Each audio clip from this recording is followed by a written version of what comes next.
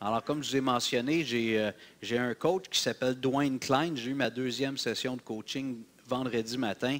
Alors, lui est en Ontario, là, près de Toronto, puis il m'a donné ma deuxième session de coaching. Il m'avait dit, Hugo, en septembre, il faudrait que tu fasses au moins 3 messages. J'en ai déjà fait 2. Le premier, c'était sur la vision. Le deuxième, sur les finances. Puis le troisième, qu'on va voir ce matin, sur la foi. Et ce que j'avais partagé brièvement concernant la vision, on avait réfléchi sur le fait qu'on doit avoir une vision. Pour avancer, il faut avancer vers quelque chose. Mais évidemment, des visions qui sont un peu personnelles, plus subjectives, appliquées à nos vies, ce n'est pas toujours évident de discerner si ça vient de Dieu ou non. Puis on avance, puis Dieu confirme, mais il y a des choses qui sont claires dans la Bible. On avait regardé le fait que Jésus veut que nous ayons une vision de multiplication. C'est partout dans les évangiles. Jésus parle constamment de multiplication, de croissance. Oui, en maturité, mais aussi numérique. Et notre joie, ce n'est pas des statistiques, mais il faut qu'on travaille pour qu'il y ait de la multiplication. Et maintenant, on sait que c'est le Seigneur qui fait le résultat final. On avait vu que Dieu doit être notre vision. C'est Dieu qui doit être notre vision. Puis on avait réfléchi sur le fait que les mathématiques, selon Jésus, ce n'est pas comme nos mathématiques à nous. Vous vous souvenez avec les 2 multiplications des pains? Donc, la première fois, il y avait moins de pain, 5 pains seulement, 2 poissons. À la fin, on a ramené 12 paniers pleins après avoir nourri des milliers de personnes, 5 000 hommes plus les femmes et les enfants. Deuxième multiplication, 7 pains, 4 000 hommes plus les femmes et les enfants, puis on a ramené 7 corbeilles. Donc, avec moins de ressources, il y a eu plus de restants pour nourrir plus de monde. Alors, Jésus ne calcule pas comme nous. Alors, notre vision, ça doit être Dieu.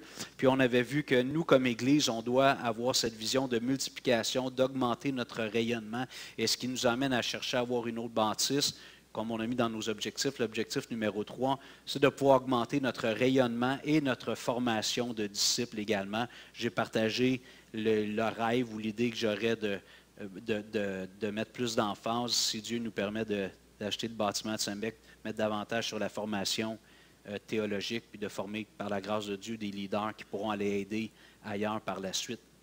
La semaine passée, on avait vu le deuxième message que donner, c'est une question de cœur. Donc, on avait vu que ce que Dieu veut, premièrement et avant tout, en tant qu'enfant de Dieu, c'est notre cœur. Dieu veut notre cœur. Le premier, le plus grand commandement, c'est quoi? D'aimer ton Dieu de tout ton cœur, toute ton âme, toute ta force, toute ta pensée. Alors, ce que Dieu veut, c'est qu'on l'aime par-dessus tout et de tout notre être. Donc, Dieu ne veut pas juste comme des gestes religieux, une offrande, une implication dans un service. Dieu veut toujours que ça vienne de notre cœur. Jésus a repris l'église d'Éphèse, qui semblait être une église, somme toute, qui faisait bien son ministère, son œuvre, mais Jésus dit une chose contre toi, tu as abandonné ton premier amour. Donc, le Seigneur veut notre cœur. Mais ce qui est intéressant, c'est que Jésus nous dit que là où est ton trésor, là aussi sera ton cœur. Alors, Jésus nous dit que ce dans quoi on investit, ça a une influence sur nos affections. Si on investit davantage dans le royaume de Dieu, ça va augmenter notre amour, notre passion pour Dieu et son royaume. Ensuite, on avait vu que Dieu voit notre cœur. Et là, je vais faire une petite parenthèse un peu plus longue ce matin, mais on avait regardé l'histoire de la pauvre veuve. La femme qui est venue, les autres venaient puis ils laissaient tomber beaucoup d'argent dans le tronc, dans le temple. Les gens s'avançaient puis ils donnaient dans un tronc. J'imagine que c'était un tronc d'arbre, mais je vais vérifier. Là.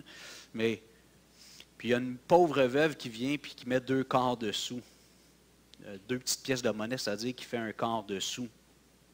Puis Jésus dit aux disciples, il observe ça, puis il dit aux disciples, cette femme-là, elle a donné plus que tout le monde, plus que tous les autres, parce qu'elle a donné de son nécessaire. Alors Dieu voit avec quel sacrifice on donne. Un multimillionnaire qui donne 1 000 $, pour lui, c'est comme un 25 cents. Puis la personne qui est des revenus très modestes puis qui donne 1 000 $, c'est peut-être 2 mois d'épicerie pour cette personne-là. Alors, Dieu voit ça. Alors, quand on vous encourage à vous impliquer avec la feuille, c'est entre vous et Dieu. Le montant, il n'y a pas de... puis il y a juste Martial qui le voit. Là. Nous, on ne voit pas, même les autres membres du CA, on ne voit pas dans... On a le montant total des engagements. Puis moi, j'ai besoin de ce montant-là pour aller voir des donateurs. Mais Dwayne me parlait de quelque chose. Je vais juste revenir rapidement là-dessus. Il me disait, Hugo, ce qui est important, il dit, quand les gens, puis je l'ai déjà vécu quand on était à Rivière-du, quand on vient voir des donateurs, puis on leur demande s'ils veulent nous aider, souvent, ils nous écoutent, sont habitués. Puis les gens qui ont un don de libéralité, ils attendent des occasions pour donner. Ils veulent donner. Mais ils aiment entendre qu'est-ce que nous qui demandons de l'aide faisons comme, c'est quoi la part qu'on prend là-dedans. Alors, Dwayne me parlait de sacrifice égal. On demande à ces gens-là, on veut lever 1,5 million, c'est des gros sous. Peut-être qu'on va avoir des dons majeurs. C'est Dieu qui va décider si ça fonctionne ou non. Ce projet-là, on y va par la foi. Mais qu'est-ce que moi, je vais pouvoir dire aux gens? Ah, ben les gens, on n'a pas beaucoup d'argent, fait que les gens, on n'a pas levé de fonds vraiment. On espère tout recevoir, puis rien ajouter dans la cagnotte. Alors, c'est important qu'on puisse démontrer. Puis Dwayne, il me disait, Hugo, dis-le à l'Église, ce serait le fun que tout le monde s'engage. Tout le monde. Si tu peux donner 10 piastres, donne 10 piastres. Marque-le sur la feuille, je vais pouvoir donner 10 piastres d'ici un an. Je fais un petit peu d'humour, mais si c'est ça ta réalité, c'est ça. Mais il dit, c'est intéressant pour studier aux donateurs. On a 50 numéros d'enveloppe, puis les 50 personnes se sont engagées. Il y a juste Martial qui va pouvoir nous dire le nombre de personnes qui se sont engagées, mais je vous encourage à prendre part à ce projet-là. Puis vous savez quoi? Une des choses que j'ai réalisées à un moment donné, c'est que la bénédiction va passer à un moment donné. Le train du Seigneur va passer.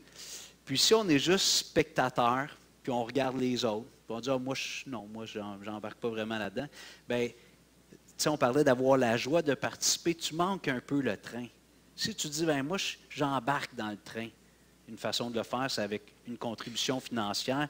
Bien, quand le train va passer, tu vas être encore plus excité. Tu vas dire « Wow! » Et je voulais juste vous partager, ça, c'est ce qu'on avait vécu à Rivière-du-Loup. Mais à Rivière-du-Loup, l'église avait peut-être 6 ans, c'est une nouvelle implantation, puis les gens s'étaient engagés pour environ, il me semble, 40-45 000, en tout cas entre 40 et 50 000 sur 2 ou 3 ans. Moi, j'avais dit au Seigneur, est-ce que tu pourrais décupler ce montant-là? Tu sais, on ne peut pas construire une bâtisse avec 50 000. On était en 2012, ça coûtait moins cher, c'était en région. Mais puis finalement, le projet est revenu environ à 600 ou 700 000, je ne me souviens pas. Puis on a fini avec 700 000, on a fini avec une hypothèque de 200 000. Donc, Dieu nous a donné 500 000, 50 000 dans l'Église, puis il a quasiment décuplé avec des dons externes. Alors, peut-être juste pour nous autres, nous exciter. On n'était pas loin, on était peut-être à 84 000, tu disais, dans les engagements. Si on se rend à 100 000, peut-être que le Seigneur va nous donner 10 fois plus, 1 million. On demande 1,5, on est ambitieux. Là.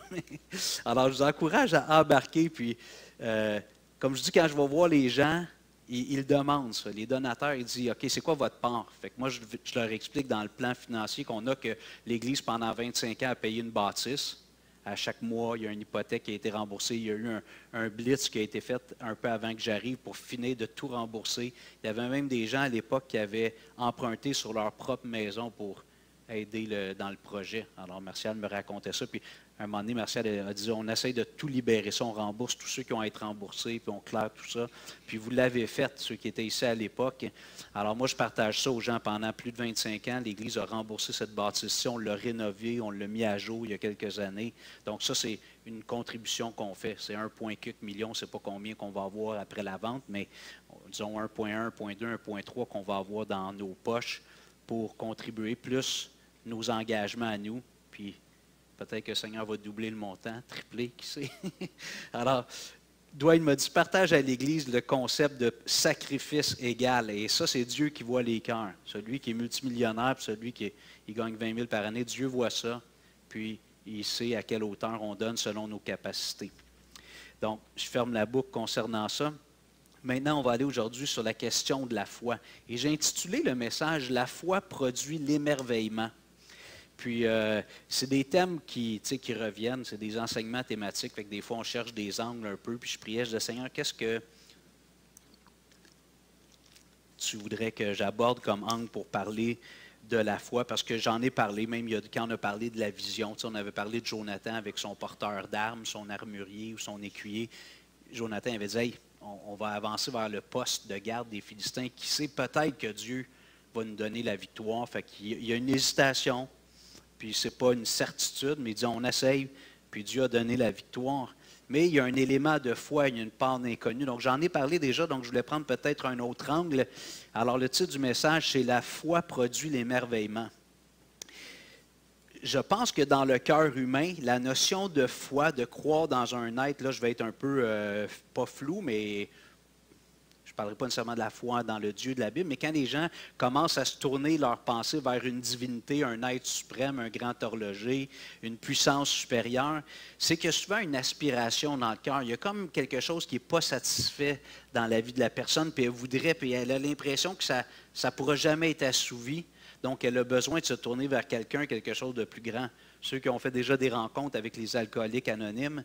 Donc, c'est ça qu'ils leur disent. Puis dans la prière, ils disent, je reconnais que je ne peux pas par moi-même, je ne me souviens pas des mots exacts, là.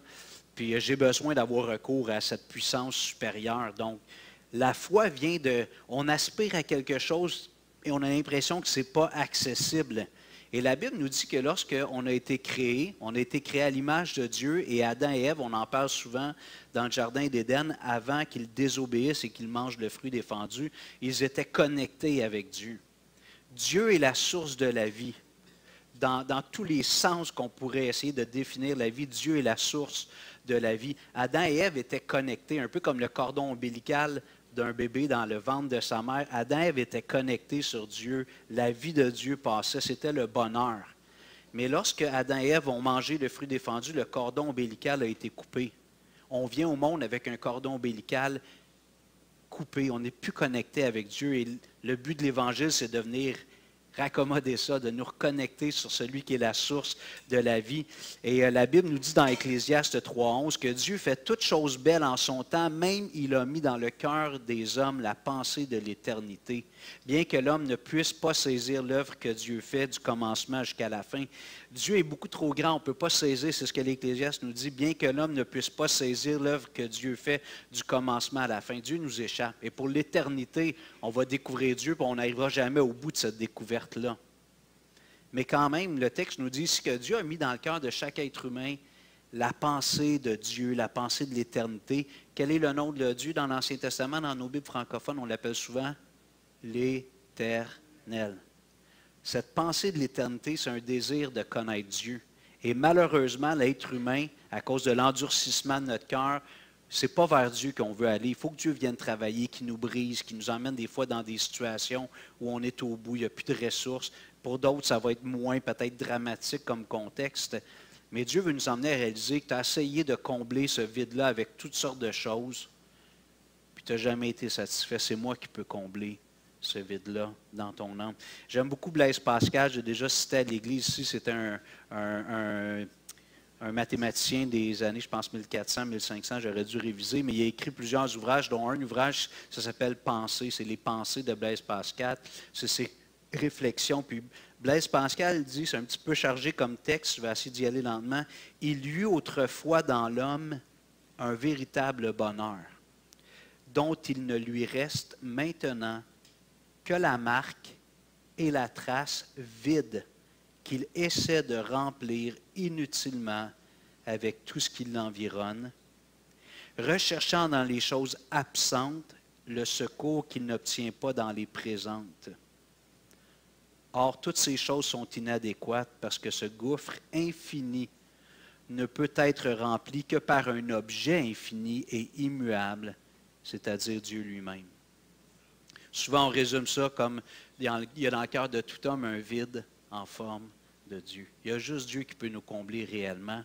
Et même comme chrétien, quand je parle à soit des célibataires ou à des couples, je dis, si tu trouves ton bonheur dans une future femme ou dans ta femme actuelle, si tu penses que c'est elle ou lui qui va te rendre heureux, c'est voué à l'échec, tu vas toujours être déçu. C'est Dieu qui va te combler. Sois rempli de Dieu, puis tu vas être une source de bénédiction. Tu vas pouvoir te donner aux autres. Tu ne vas pas être en train de toujours vouloir siphonner les autres. Alors, on a ce rêve, cette aspiration en nous, et là, je reviens au thème de la foi. Dans notre cœur, on a un désir. Maintenant que je suis chrétien, ce désir-là est comblé, mais la foi vient d'une aspiration. C'est comme si on reconnaît qu'il y a quelque chose qu'on voudrait avoir, qu'on aurait besoin, on sent que ça serait bon pour nous, mais ça semble inaccessible, et on se tourne vers un être qui est plus grand que nous pour le combler. Jésus a dit à la femme samaritaine, Eddie nous en a parlé il n'y a pas longtemps, Jésus dit à la femme, quiconque boit de cette eau, en parlant de l'eau qui venait d'un puits, le puits de Jacob, quiconque boit de cette eau aura encore soif, mais celui qui boira de l'eau que je lui donnerai n'aura jamais soif, et l'eau que je lui donnerai deviendra en lui une source d'eau qui jaillira jusque dans la vie éternelle. La femme lui dit, Seigneur, donne-moi cette eau afin que je n'aie plus soif et que je ne vienne plus puiser ici. Va, lui dit Jésus, appelle ton mari et viens ici. Intéressant. Tu sais, Jésus dit, si tu savais qui je suis, là, c'est toi qui me demanderais de l'eau. Parce que là, c'est Jésus qui demande à la femme de puiser de l'eau, parce que lui, il n'avait pas la chaudière puis la corde, je ne sais pas trop. Il demande à la femme de lui donner de l'eau. Puis là, Jésus lui dit, toi, si tu savais qui moi je suis, tu me demanderais toi-même de l'eau, puis je te donnerais une eau qui te satisferait entièrement jusque dans l'éternité. Une source d'eau vive qui... Donc Jésus est en train de dire exactement ce que je dis depuis 10 minutes. Il y a juste le Seigneur qui peut altérer une soif qui est profonde dans l'être humain, un désir de bonheur, de quiétude, de satisfaction. Il y a juste le Seigneur qui peut faire ça. Puis Jésus le dit directement à la femme. Il dit, c'est moi qui peux te donner cette eau-là. Il y a juste Jésus qui peut donner. Et là, cette femme-là, évidemment, Eddie nous l'a expliqué, mais cette femme-là avait si elle venait à l'heure du dîner de façon un peu à part, parce qu'elle avait un style de vie, une moralité un peu pas standard, mariée plusieurs fois, divorcée, puis là, elle était à côté avec un homme. Fait qu'elle n'était pas trop aimée dans sa communauté. Fait qu'elle venait chercher de l'eau quand gros soleil tapant, les gens ils vont pas, elle y aller, elle était tout seul au puits, puis elle ne se faisait pas achaler. Mais Jésus lui dit, pour que je te donne l'eau dont je t'ai promis, dont je t'ai parlé, puis que tu désires, cette eau qui va te satisfaire entièrement, il faut qu'on adresse une chose. C'est la question du péché dans ta vie. Il dit, va chercher ton mari. Puis là, il dit, j'ai pas de mari. Puis là, ça s'enchaîne. Vous irez écouter les prédications d'Eddie sur YouTube pour avoir plus de détails. Dans la Bible, on voit, j'aimerais qu'on tourne dans Marc 10, s'il vous plaît. Excusez, je ne vous ai pas fait ouvrir votre Bible encore. J'essaie d'aller vite un petit peu. Marc 10, verset 46.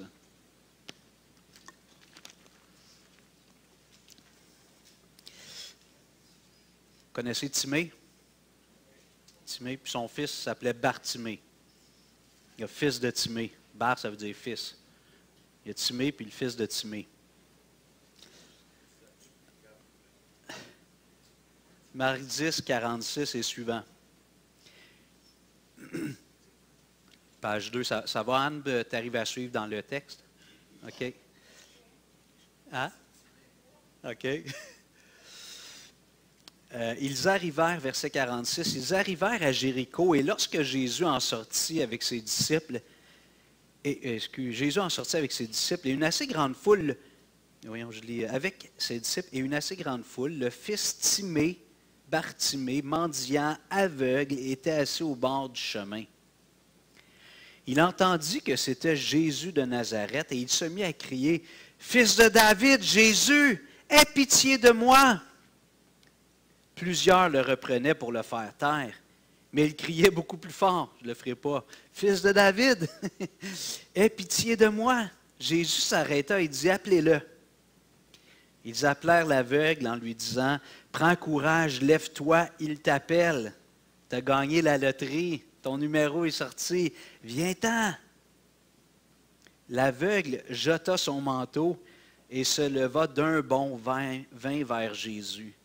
Jésus, prenant la parole, lui dit, « Que veux-tu que je te fasse? » Rabouni, qui signifie maître, lui répondit l'aveugle, « Que je recouvre la vue, rien de moins. » Et Jésus lui dit, « Va, ta foi t'a sauvé. » Aussitôt, il recouvra la vue et suivit Jésus dans le chemin. Quelle belle illustration de la foi. Hein? Cet homme-là ne voyait pas Jésus. Il avait juste entendu parler que le guérisseur Jésus de Nazareth était là. Il passait à Jéricho. Alors cet homme-là avait une aspiration dans son âme, c'était de retrouver la vue. Mais c'était quelque chose d'inimaginable. Il n'y avait personne avant Jésus qui faisait ça. Donc pour lui, c'était inimaginable, mais il y avait ce soupir-là vraiment quotidien. Et vous savez qu'à l'époque, il n'y avait pas ma femme a un handicap visuel, puis elle peut fonctionner. Ils ont toujours des limites et des défis que nous, on n'a pas. Mais quand même, à l'époque, dès que tu étais handicapé, tu étais un mendiant. Okay? Puis cet homme-là avait une vie de mendiant, une vie pas très, très palpitante. Et il y avait dans son âme ce désir-là, un jour de retrouver la vie, mais il se disait, c'est impossible, c'est inouï, ça n'arrivera jamais. Et là, il entend parler qu'il y a un Jésus de Nazareth, lui, il a redonné la vue, il a guéri des boiteux, il a fait tout ça. Puis là, il passe dans le village. Lui, il ne peut pas se rendre. Il n'y a pas de transport adapté à l'époque. Fait que quelqu'un ou lui-même le plante au coin de la rue chaque matin, puis il mendie. Mais là, Jésus passe dans Jéricho. Et là, il dit, moi, je regarde, it's now or never. C'est maintenant ou jamais. Jésus, il ne voit pas. Jésus, fils de David, aie pitié de moi. Les autres disent, ferme ta boîte, dérange-les pas. On passe pour des mal léchés. Tu sais. Qu'est-ce que c'est ça, crier après Jésus? Non, non, il dit, il va m'entendre. Il crie plus fort. Jésus, fils de David, aie pitié de moi. Et là, Jésus lui dit, ce gars-là, il y a quelque chose. Il a vraiment, vraiment soif. On va ouvrir la champlure.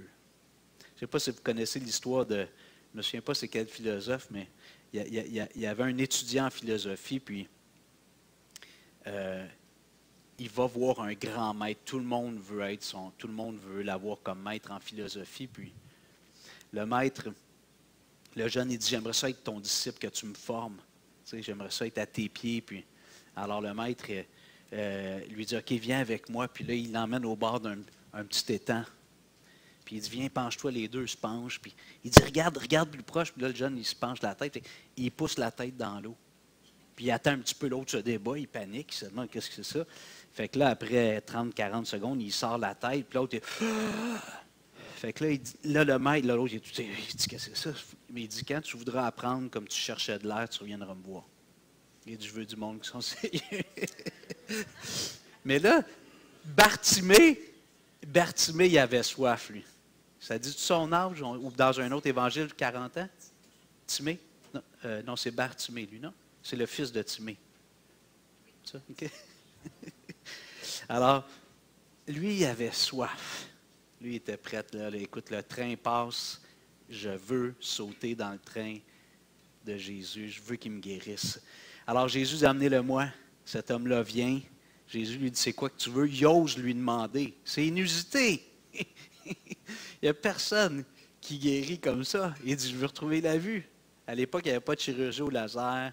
Je ne sais pas s'il y avait des verres à l'époque, au temps de Jésus, si on pouvait corriger la vue, je ne suis pas certain, mais en tout cas. Mais lui est aveugle, il n'y a rien à faire. Il dit, je veux retrouver la vue. Qu'est-ce que Jésus lui dit? Il dit, va, ta foi t'a sauvé. Donc la foi de Bartimée, elle est née dans une aspiration à quelque chose, un bonheur, un rêve, un désir. Pour lui, il cherchait à avoir quelque chose d'agréable dans la vie. On comprend que c'était une vie qui était plutôt marginale. Alors la foi naît souvent d'un désir, d'une aspiration. Et des fois, je me pose la question, peut-être moins aujourd'hui, mais quand on avait commencé l'implantation de l'Église à Rivière-du-Loup en 2005, des fois, je me disais, à quel point c'est correct d'être ambitieux pour Dieu? À quel point c'est correct? Puis je luttais des fois, je disais, tu sais, on ne veut pas que ce soit la chair. On ne veut pas juste le faire pour bien paraître, pour avoir l'air d'une personne qui réussit. Mais en dedans de moi, il y avait quelque chose qui me disait, Hugo, il faut implanter une église à Rivière-du-Loup, il faut que des gens viennent au Seigneur, il faut que ça grandisse, qu'on aide d'autres églises où il n'y a pas de pasteur dans le Bas-Saint-Laurent. Fait que c'était ça qui me motivait. Je me disais, OK, il faut être ambitieux. À un moment donné, ça prend une bâtisse. Ça fait que, bon, nous autres, on avait implanté en 2005. En 2012, on a fait le projet bâtiment. Puis je me suis réconcilié avec la question. À un moment donné, je dis, OK, on avance, on essaye de s'assurer que les motivations de notre cœur sont pures, même si on est humain, puis des fois, il y a des petites nuances qui Dieu va venir faire du raffinage. Mais j'ai dit, OK, il faut avancer. Puis j'ai remarqué que dans la Bible, le Seigneur suscite toujours des leaders à qui il donne une vision, puis il dit, vous allez emmener mon peuple de l'avant. Puis le peuple, à un moment donné, Dieu donne différentes façons, puis le peuple, peut-être pas tous, mais plusieurs embarquent. Alors moi, j'ai réglé ça dans mon cœur. J'aimerais qu'on aille voir un autre passage, Genèse 18, s'il vous plaît.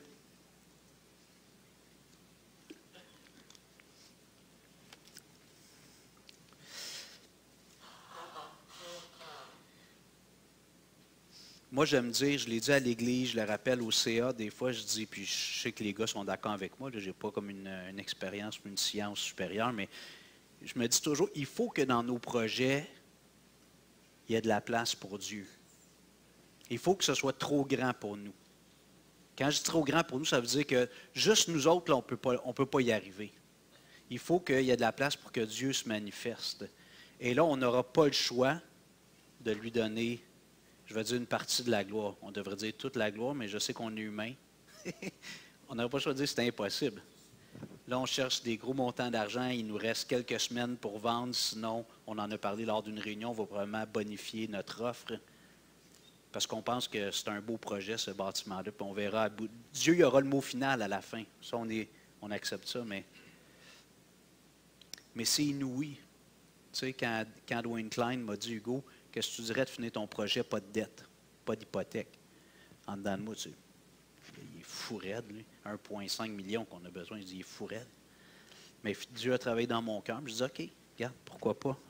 On a entendu des histoires, puis il m'a raconté son histoire à lui. Et Dieu pourvoit. Genèse 18. Alors, vous connaissez l'histoire d'Abraham et Sarah. Il était vieux, il était rendu à 99 ans. Elle, combien, non? Elle avait 10 ans de plus jeune, je pense, Sarah. Puis, Dieu avait promis à Abraham, 24 ans avant, je vais te donner un fils. Mais ça n'arrivait pas. Puis, à travers ta femme légitime qui était Sarah, il a été ratoureux. Sarah, il a dit, prends ma servante. Ça se faisait à l'époque. Si la femme était stérile, elle disait, couche avec ma servante, prends-la comme deuxième femme, puis l'enfant qu'elle va donner, ça sera comme le tien. Moi, je n'arrive pas à t'en donner. Mais Dieu reprend Abraham, il dit non. Il dit, c'est pas avec Agar, c'est avec Sarah, ta première femme, ta femme légitime, mais je vais te donner un enfant. Il est rendu à 90 ans, le monsieur. Verset 11. Abraham et Sarah étaient vieux, avancés en âge, et Sarah ne pouvait plus espérer avoir d'enfant. Parce que Dieu vient de réitérer la promesse, il dit, l'année prochaine, à la même date, ta femme va te donner un fils. Alors, qu'est-ce qu'a fait Sarah? Puis, écoute, quand Dwayne m'a dit 1,5 million, j'ai fait quoi, moi? Ça n'a pas paru, là. Je suis resté sérieux, professionnel, là, mais en elle-même, il est malade, tu sais.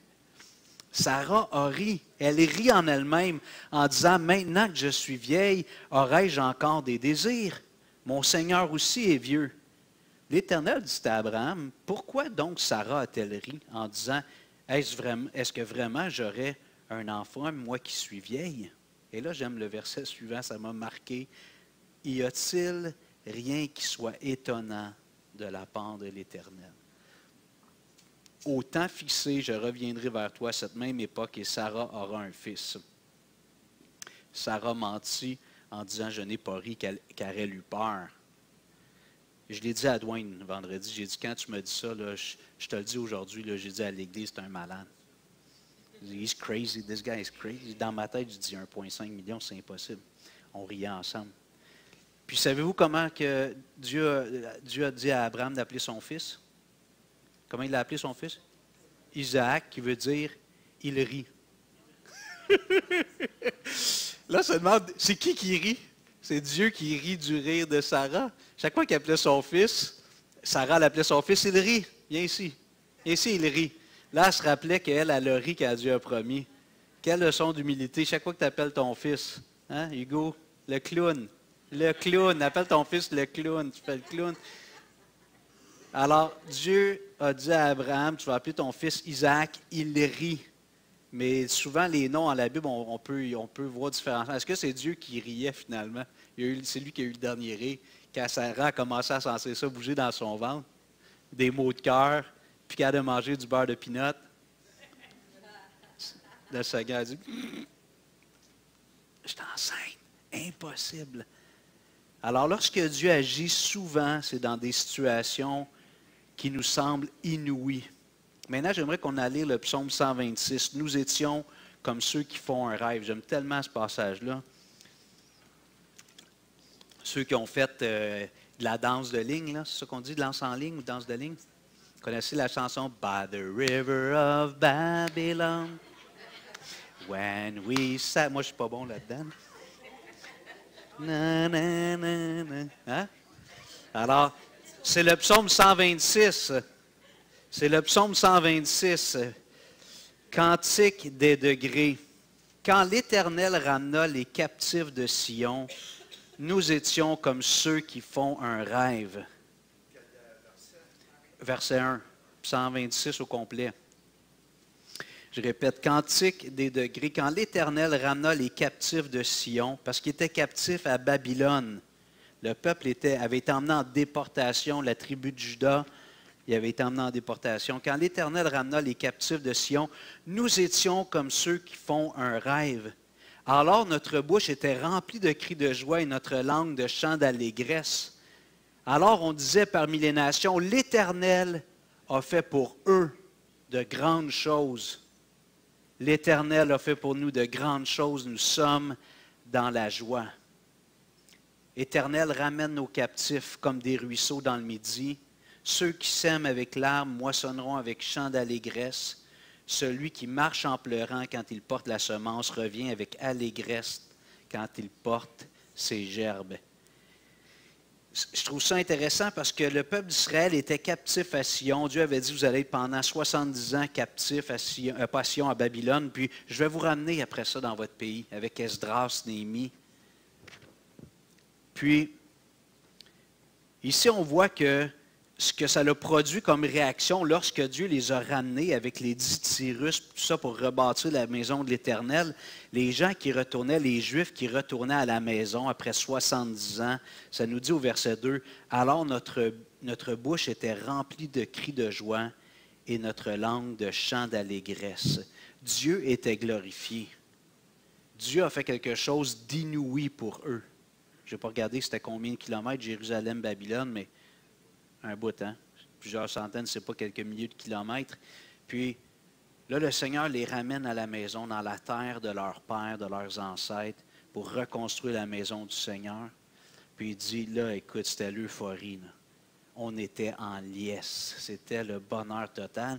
Et l'auteur ajoute ici, nous étions comme ceux qui font un rêve. Pincez-moi quelqu'un. Ils s'en vont avec le mallette, le petit baluchon, ils retournent à la maison, puis ils disent « Wow, c'est surréaliste. » On n'aurait jamais pensé ça. On pensait qu'on était confinés, nous autres, à être dispersés dans le monde jusqu'à la fin des temps, mais Dieu nous ramène à Jérusalem pour reconstruire le temple, s'établir, nous redonner de la prospérité dans notre terre natale. Et ce qui est intéressant, c'est qu'ici, les nations, on dirait que dans l'ordre du moins, je ne sais pas si ça a vraiment un sens mais chronologique, mais c'est les nations qui sont émerveillées. Les autres sont dans la joie, mais le monde autour d'eux dit « Wow, avez-vous vu comment l'Éternel a fait pour eux des grandes choses? » Quand on a entendu ça, qu'un peuple déporté, décimé, ils ont un édit royal de l'empereur qui leur dit « Retournez chez vous », puis qui ouvre le chemin pour eux, qui couvre des frais. Retournez chez vous, puis allez rebâtir la maison de l'Éternel. Les nations disaient « Wow! » As-tu vu comment Dieu a agi dans leur vie?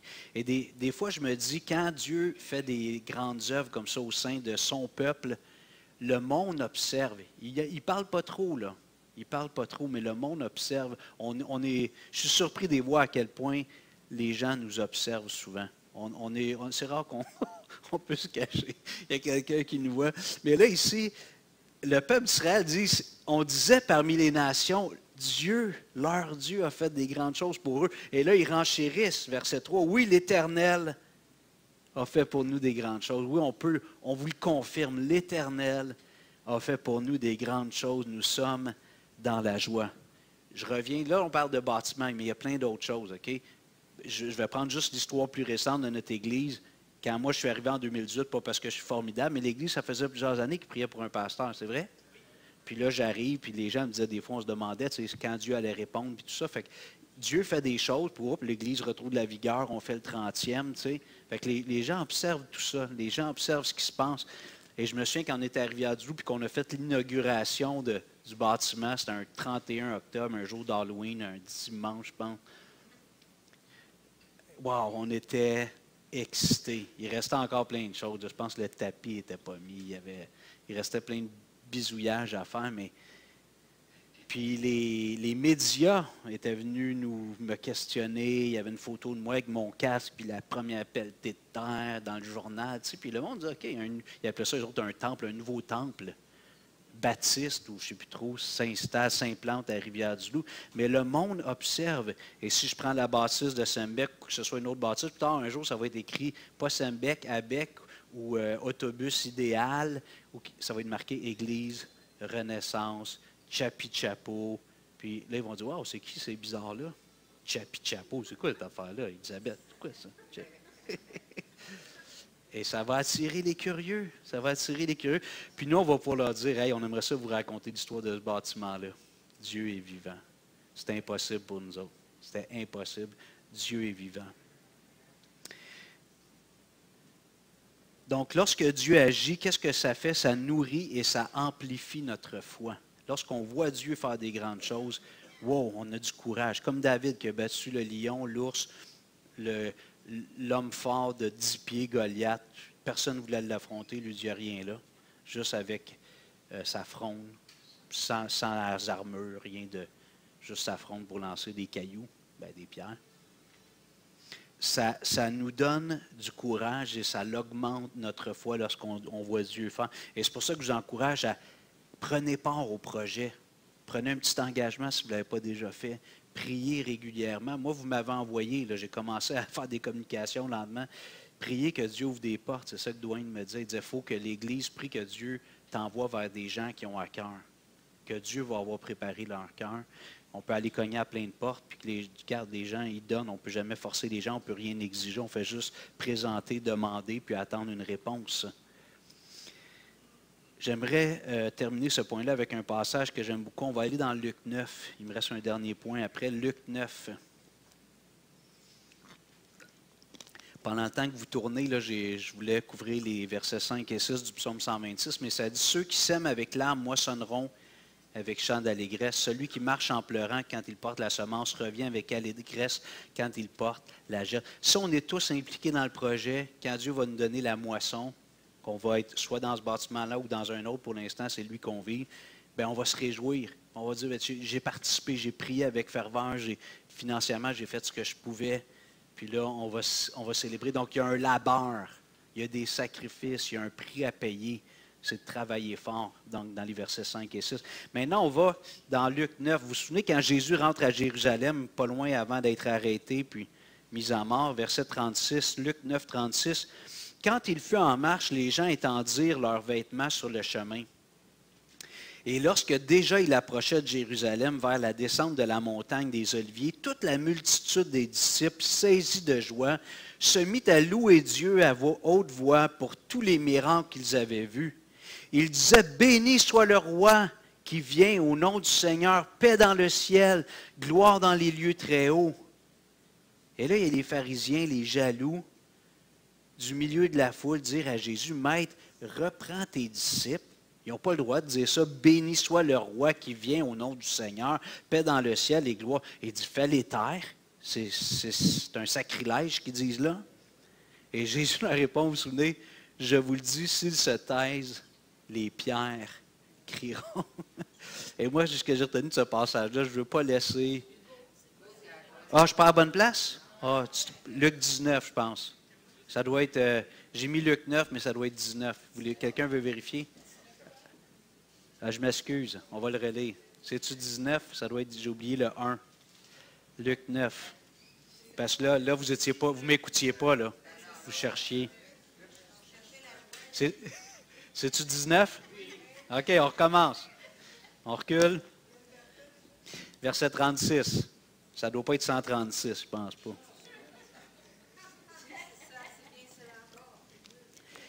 Quand il fut en marche, les gens étendirent leurs vêtements sur le chemin, et déjà il approchait de Jérusalem vers la descente de la montagne des Oliviers, toute la multitude des disciples saisis de joie se mit à louer Dieu à haute voix pour tous les miracles qu'ils avaient vus. Ils disaient, « Béni soit le roi qui vient au nom du Seigneur, paix dans le ciel et gloire dans les lieux très hauts. » Quelques pharisiens du milieu de la foule dirent à Jésus, « Maître, reprends tes disciples. » Il répondit, « Je vous le dis, s'ils se taisent, les pierres crieront. » Et moi, quand j'ai vu ça, j'ai dit, je ne veux jamais laisser mon privilège à de la roche. C'est moi qui vais louer Dieu.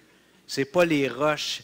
Je ne veux pas être spectateur, sceptique. Vous vous souvenez quand Moïse envoie les 12 espions explorer le pays? Vous souvenez-vous de ça? OK?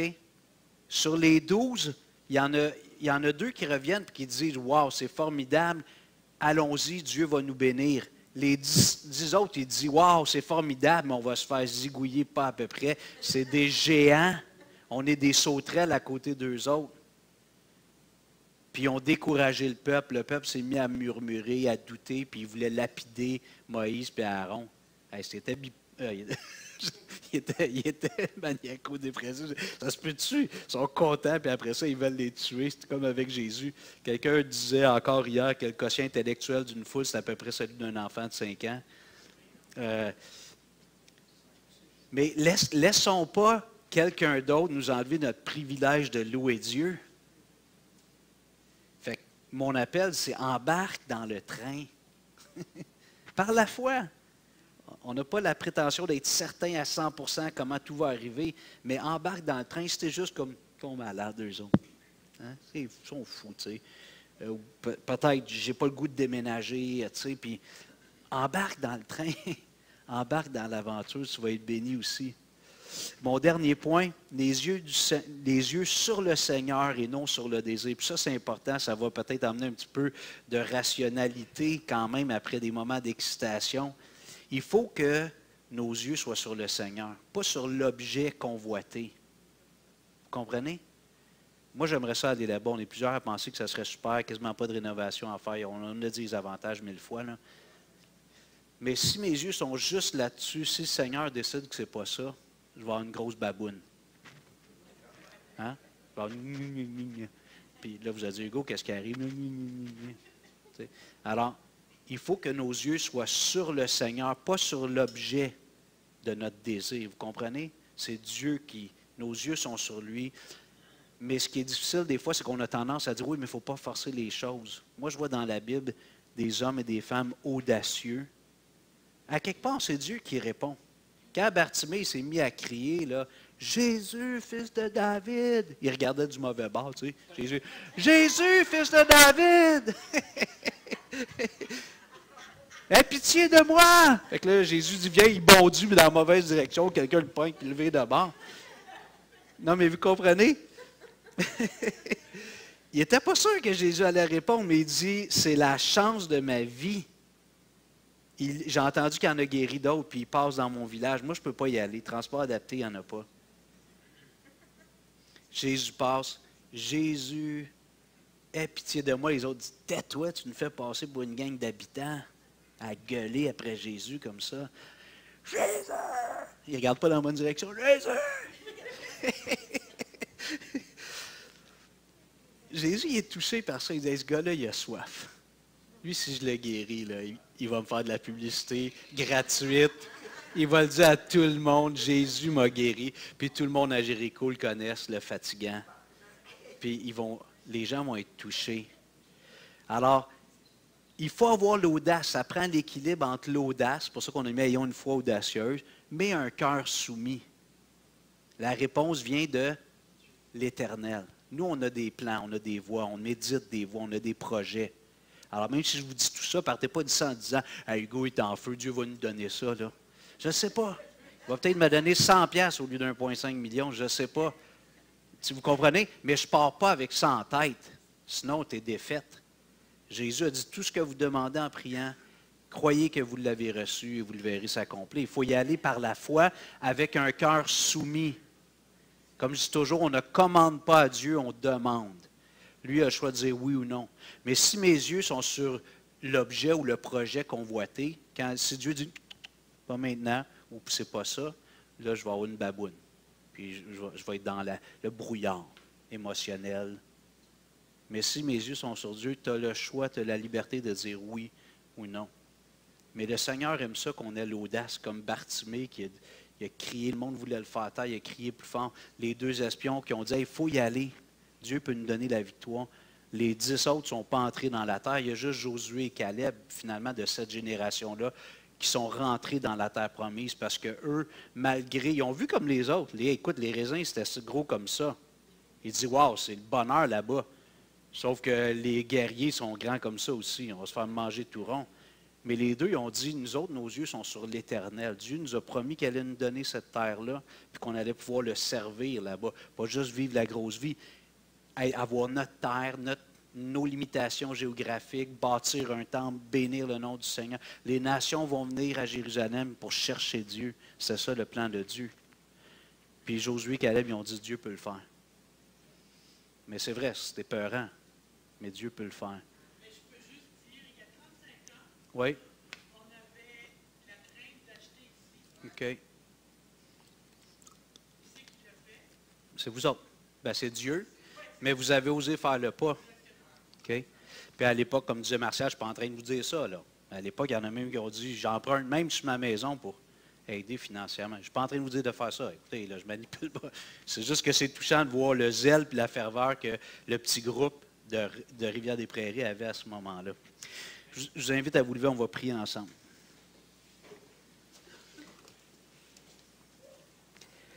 Seigneur Dieu, tu nous invites comme Église à regarder à toi.